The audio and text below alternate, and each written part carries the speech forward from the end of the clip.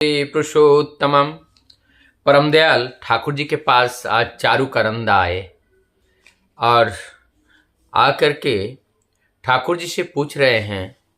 उनके साथ एक दादा भी आए।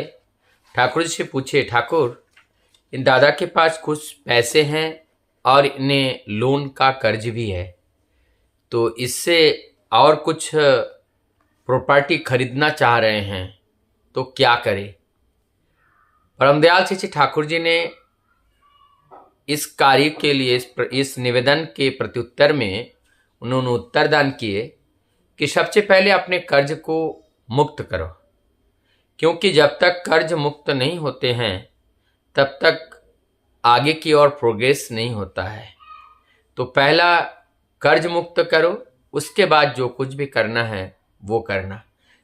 ये हम सब के लिए एक मैसेज है कि कर्ज करके कोई भी कार्य करने से उस कर्ज को अगर हम समय से ना दे पाएं तो हमें उन्नति के पथ पर बहुत बड़ा बाधा उत्पन्न होता है। इसीलिए कर्ज में डूब करके रहना ठीक नहीं है। कर्ज मुक्त जीवन सबसे आनंद का जीवन होता है। इसीलिए कर्ज मुक्त होकर के जीवन को चलाना चाहिए।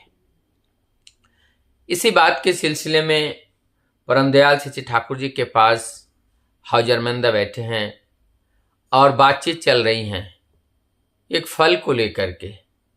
और जो सेब है, एप्पल जिसे हम अंग्रेजी में कहते हैं, वहाँ पे हमारे रेवतीदा बैठे हुए थे। तब रेवतीदा ने एक कोटेशन को बोले, एन एप्पल ए डे, यदि दिन में अगर एक एप्पल हम खाते हैं तो कीप्स द डॉक्टर अवे, तो हम डॉक्टर से अपने आप को दूर रख पाते हैं। अर्थात एप्पल का जो महत्व है, जो गुणवत्ता है, वह हमारे जीवन के लिए अत्यंत लाभकारी है, लाभजनक है। सेब हमारे हार्ट के लिए भी, सेब हमारे डाइजेशन के लिए भी, सेब हमारे कॉन्स्टिपेशन को दूर करने के लिए भी, और ये सेब को एक नाम फूड ऑफ गॉड्स भी कहा जाता है।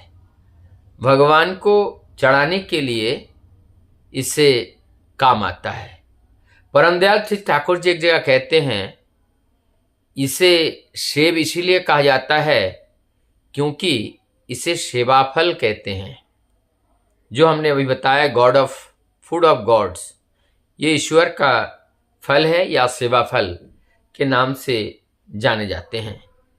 तो यह हमारे जीवन के लिए अत्यंत लाभकारी हैं।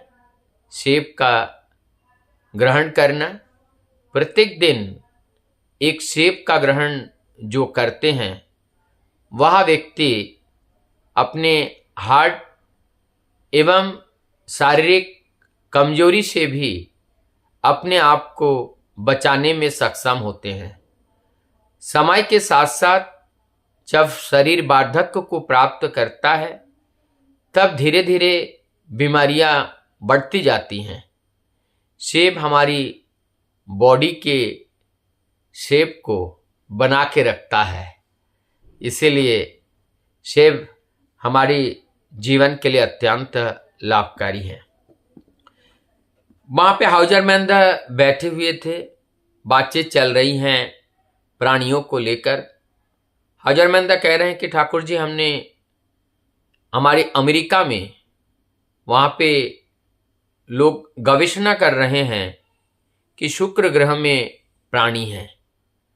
ठाकुर जी ने इस बात को सुन करके कहते हैं कि मैं इस बात को पहले भी बता चुका हूँ कि शुक्र ग्रह में प्राणी की आशंका है। इसके बाद इसी बीच में हमारे परम श्रद्धेय काजलदा आते हैं और ये बात लगभग 1962 की बात है। 1962 में काजलदा के MBBS की पढ़ाई लगभग फाइनल ईयर होते हैं। तब ठाकुर जी से ठाकुर जी पूछते हैं कि आप जो हैं ठाकुर जी से के सामने काजलदा बता रहे हैं कि बाबा मैं सर्जरी से करूं या मेडिसिन से करूं। ठाकुर जी कहते हैं कुछ भी करो, उसमें मेडिसिन होना चाहिए। तो आगे चल करके वो प्लास्टिक सर्जन बने, एशिया के ख्यातिनामा डॉक्टर वो बने थे। और इस तरह से अनेक बात, अनेकों चर्चाएं विभिन्न दिशाओं को लेकर के चल रही हैं। इसी बीच में कोष्ठी को लेकर के जन्मपत्री जिसे कहते हैं, जन्मपत्री को लेकर के बात छिड़ गई। तब ठाकुर जी से जब पूछे कि कोष्ठी क्या है, जन्मपत्री क्या है, ठाकुर जी कहते हैं कोई भी जातक जब जन्म लेते हैं उस समय पे ग्रह नक्षत्र की जो स्थिति है उस स्थिति के अनुसार जन्म लेने वाले जातक के भविष्य का मैथमेटिकल कैलकुलेशन करके देखा जाता है, जिसको जन्मपत्री कहा जाता है। और आजकल ज्योतिषियों के द्वारा ये जन्मपत्री बनाए जाते हैं। और उसके बाद जीवन में जहां अकाल मृत्यु है या एक्सीडेंट है, इस तरह के आशंका ग्रह नक्षत्र के फेरे में जब दिखाई पड़ता है मैथमेटिकल कैलकुलेशन के दौरान, तब उसके प्रतिकार दी जाती हैं। किस तरह से हम प्रतिकार का पालन करें वो बात भी बताया जाता है।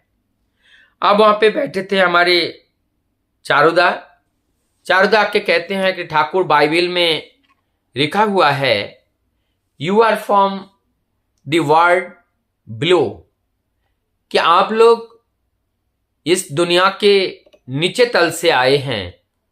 I am from the world above, और मैं इस दुनिया के ऊपर से आया हूं। इस बात का अर्थ जानने के लिए परमदयाल श्री ठाकुर जी के चरणों में चारुदा निवेदन करते हैं।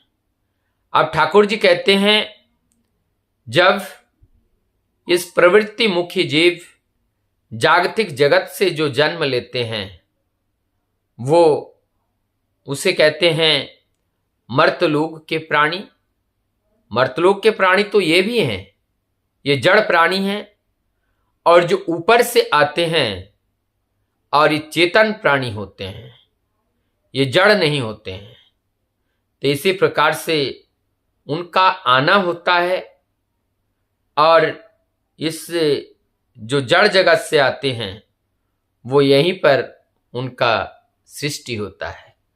कुल मिलाकर कहने का अर्थ ये है, कर्म के बंधन मुक्त जो होते हैं वो उस मालिक के दूत बन करके उनका अवतरण होता है, और जो इस धरती से जगत से कारथत हैं इस जन्म मरण के चक्कर में पड़े रहते हैं। कब? जब तक उनके पीछे कर्मफल रहता है और उसे भोगने के लिए जन्म मरण का चक्र चलता रहता है, और वही यहीं पर पड़े रहते हैं। इससे आगे वो निकल नहीं पाते हैं, आत्म उन्नयन नहीं होता है, जीवन का वर्धन नहीं होता है।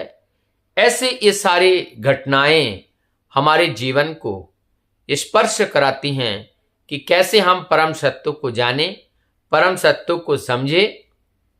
और जानने और समझने के लिए जीवन में गुरु की आवश्यकता है, और गुरु की ग्रहण करने से ही ये जीवन शुरू होते हैं।